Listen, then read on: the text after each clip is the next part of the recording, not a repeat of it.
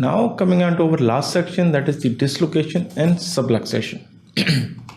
So we'll be discussing what is dislocation, what is subluxation, what are the clinical features of dislocation and subluxation, and what is the treatment and management of these two diseases.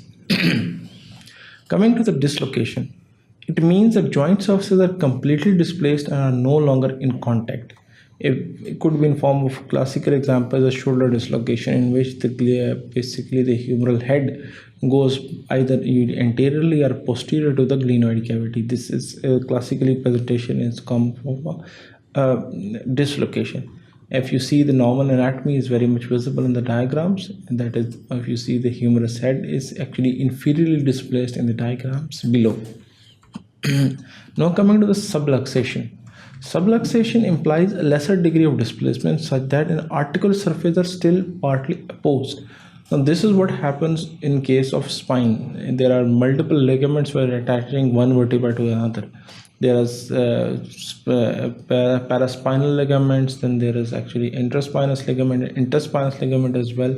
Now, if all these due to some kind of a problem, are the pathology of these ligaments or a rupture of these ligaments due to any stress or strain, this results in there is a slight deviation of one vertebra away from the other vertebra.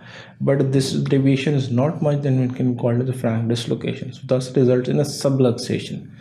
Classically, usually is if there is a pars articularis defect, due to this, if there is no pars present, if there is L4, L5 level, usually this results in a further subluxation of one vertebra over another, leading to classically called as subluxation, not dislocation.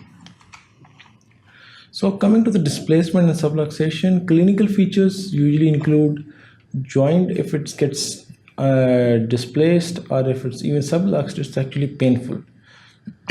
Classical example is if there's anterior shoulder of dislocation, patient will not be able to move his or her shoulder, as well as be severely painful when you try to move them passively. Joint is abnormal. If you see in the diagram below, you can see the tenting of the skin due to acromioclavicular subluxation. There is actually acromioclavicular, there are two ligaments, which are conoid and the trapezoid. If one gets ruptured, this usually pushes the clavicle up from the acromion, leading to acromioclavicular disruption. On the right side, if you appreciate, it's actually anterior dislocation of the shoulder. There is a loss of shoulder deltoid and contour, and this has resulted due to anterior shoulder of the dislocation. If you palpate the scapular region of this patient anteriorly, there would be present, you can feel the head of the humerus lying anterior to the chest wall. The bony landmarks may be displaced, as you can appreciate in the ones as in the first diagram. The subluxation of acromioclavicular joint, there's tenting of the skin, and there's actually bony marks are normally actually abnormal. In the diagram on the other side, if you see, in this anterior dislocation, there is actually the contour of the deltoid is actually completely absent. Movements are highly painful and restricted. Patient is not moving his or her arm usually, and when you try to move it passively, this is severely painful. And this is a classical example of there is either dislocation or subluxation. Sometimes there may be a fracture dislocation. Patient had a history of severe trauma, there is actually swelling, bruising as well, and you get an x-ray that there is actually not only a transverse humerus fracture as well, plus head dislocation. So this is termed as fracture dislocation of the humeral head.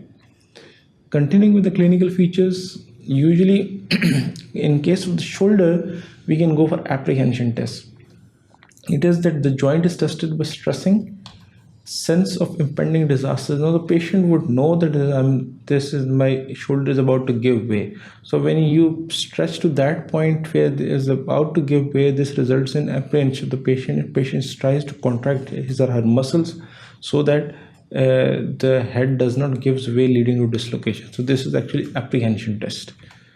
Violently resist further manipulation. And why? Because he or she feels that probably from this point onward his shoulder will give away and lead to dislocation. Other is recurrent dislocation. Now if the patient is presenting you again and again after, let's say, if he presented more than 2 times in a year, then probably This is the time is called, can be termed as recurrent dislocation. This is due to when the first dislocation occurred due to trauma or whatever the reason, there was a massive ligamentous rupture which has actually not healed properly, and as a result the joint is unstable. So during the normal movements, what happens is the joint dislocates, which could, if it's the shoulder joint, usually it's the classical reason is either there is a lesion in the humeral head in form of Hill-Sachs lesion, or there is actually a defect in the glenoid cavity. The glenoid cavity is as erosions, or actually has the fracture which was not actually properly united. As a result, this shoulder joint is inherently unstable, and as the patient moves in, there's either anterior or posterior dislocation of the shoulder. This is due to this resulting in repeated dislocation, and in shoulder or the patellofemoral joint is a classical example. Even same happens in the patella. There is a medial patellofemoral ligament rupture. So we know that patella, the most important stabilizer was medial patellofemoral ligament. If that has already ruptured, not healed properly, as soon as the patient will walk, this will result in lateral dislocation of the patellofemoral joint or of the patella. One thing is called as habitual or voluntary dislocation. This is the dislocation via the voluntary muscle contraction as well.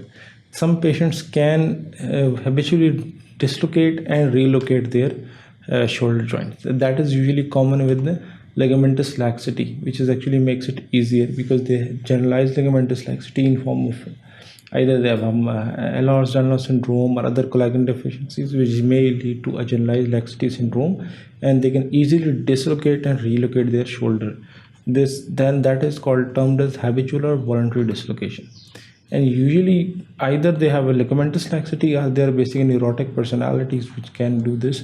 And usually we have to, when we are managing these patients, we have to keep that in account as well, because if there is generalized ligamentous laxity, that would still, despite any surgical procedure, that the shoulder would still redislocate.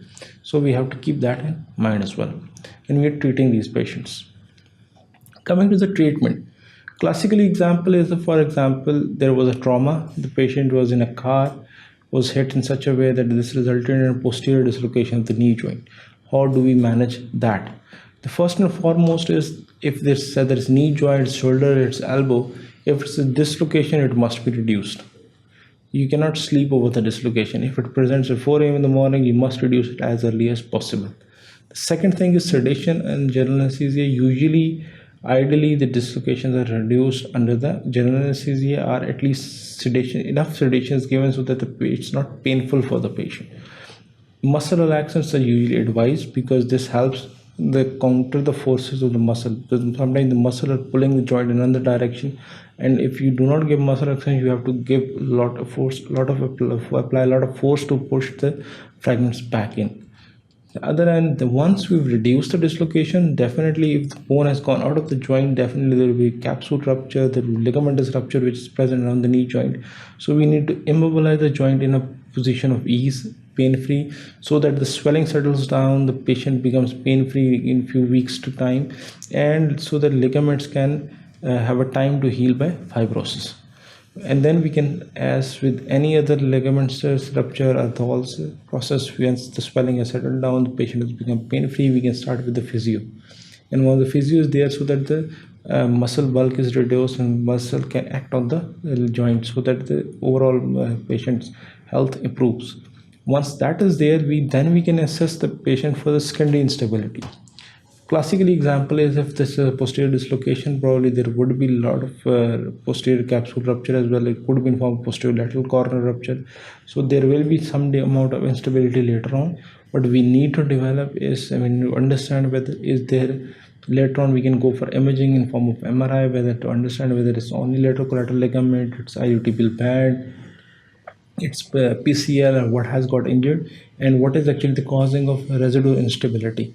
And then we can address this residual instability later on.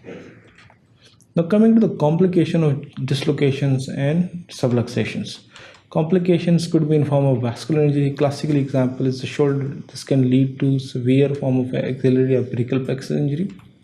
Could be nerve injury, as in the shoulder. If it's a posterior dislocation, which is rare, but if it happens, it can cause brachial plexus injury. It could be avascular of the head of the humerus, or if it's classically is if the fracture dislocation of the head of the femur, which is posteriorly most commonly. This may be leading to avascular of the femoral, avascular of the head of the femur or head of the humerus. Usually, post-traumatic heterotropic ossifications, not all are prone to it, but if the patient is prone to it, usually even if we reduce it by closed method, there is massive post-traumatic heterotropic ossifications. So we have to deal with them later on as well. Sometimes once they mature, initially we have to give them endomethacin and make it pain-free. Once they mature, we may have to excise the heterotropic ossifications. Other is, once we've reduced it, we keep it in a splint, and the patient is actually maybe not moving that much joint due to feeling of instability. This may eventually lead to joint stiffness and secondary osteoarthritis. And traumatic osteoarthritis is one of the very common causes, especially in the case of knee joint injury. And this can all happen with dislocation and subluxations. In this section, we have briefly gone through what is dislocation and subluxation. Dislocation is complete the separation of the joint surfaces, while subluxation, in which is a partial separation, some amount of the joint is actually attached to it. The mechanism of any dislocation is very straightforward. You cannot sleep over it. You have to reduce it by close means. If you cannot reduce it by close means, then we may have to go for open reduction of the dislocation. But usually once the close reduction is done, we keep the limb splinted, and so that the edema can settle down, the patient becomes pain-free. Once over weeks of time, 2 to 3 weeks, the fibrous healing of the ligament starts and the patient has actually become pain-free. We can start with the movement of the joint in form of physiotherapy and rehabilitation. Once the rehabilitation is complete and the muscle tone is back to normal, then we can look for the secondary instability, especially with the knee or other joint, and then we can address the causes, what could be the causing secondary instability, and later on we can address that. Thank you very much. Keep watching sqadia.com.